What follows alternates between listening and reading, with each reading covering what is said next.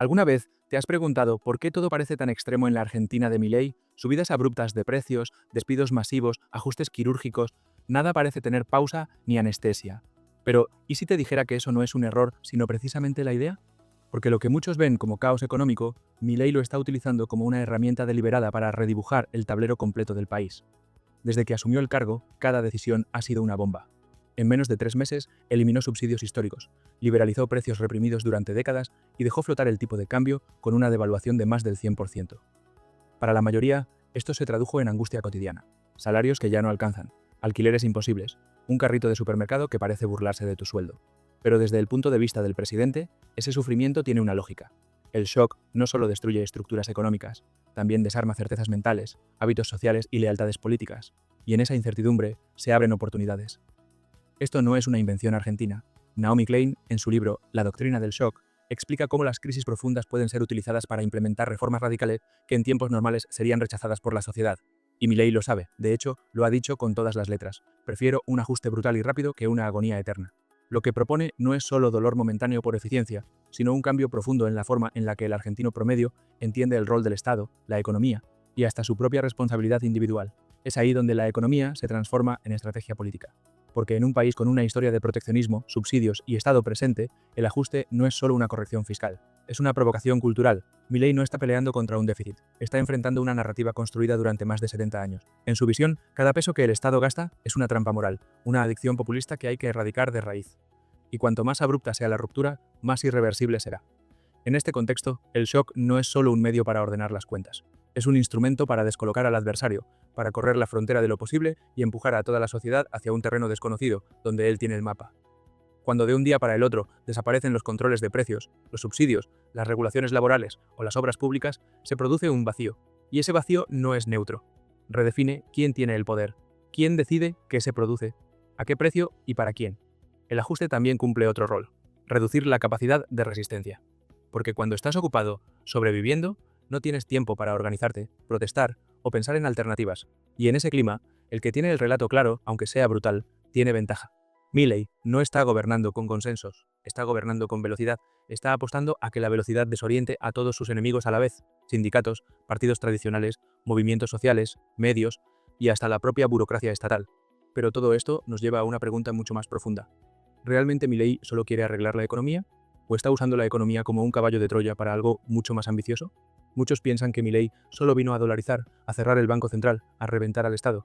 Pero lo que está haciendo va mucho más allá, porque detrás de cada medida económica hay una idea filosófica, y detrás de esa filosofía hay una batalla moral por el alma de Argentina.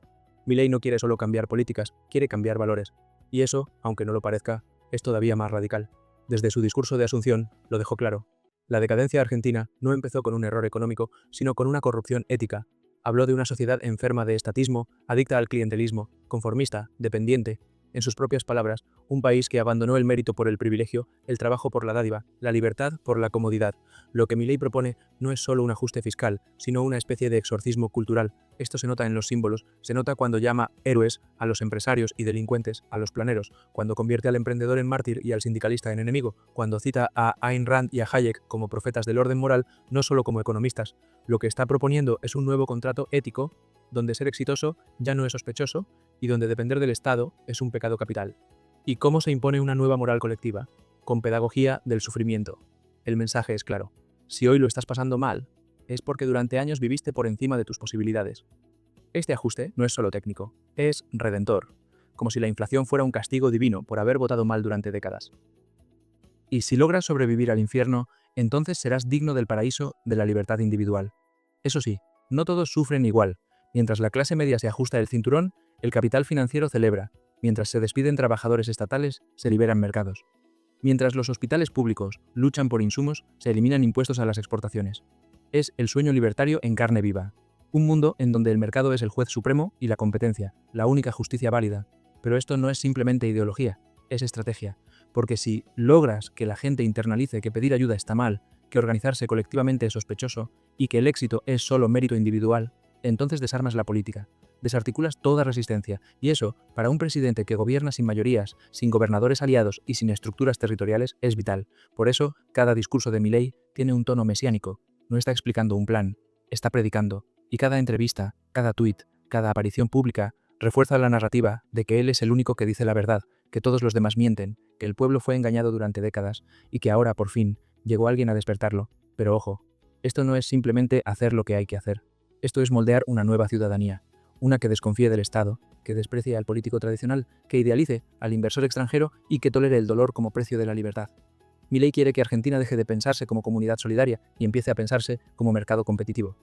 Y en esa transformación cultural, la economía es solo el vehículo, porque el verdadero experimento no está en los números, está en las cabezas, en cambiar el chip mental de 45 millones de personas, en hacer que una sociedad históricamente acostumbrada a protegerse colectivamente del fracaso empiece a creer que solo se salva el que compite, el que arriesga, el que gana. Así que la próxima vez que veas una medida que parece demasiado cruel, demasiado rápida o extrema, pregúntate si no es parte de algo más grande, porque si Milei logra instalar esta nueva moral como sentido común, no va a importar quién gane las próximas elecciones.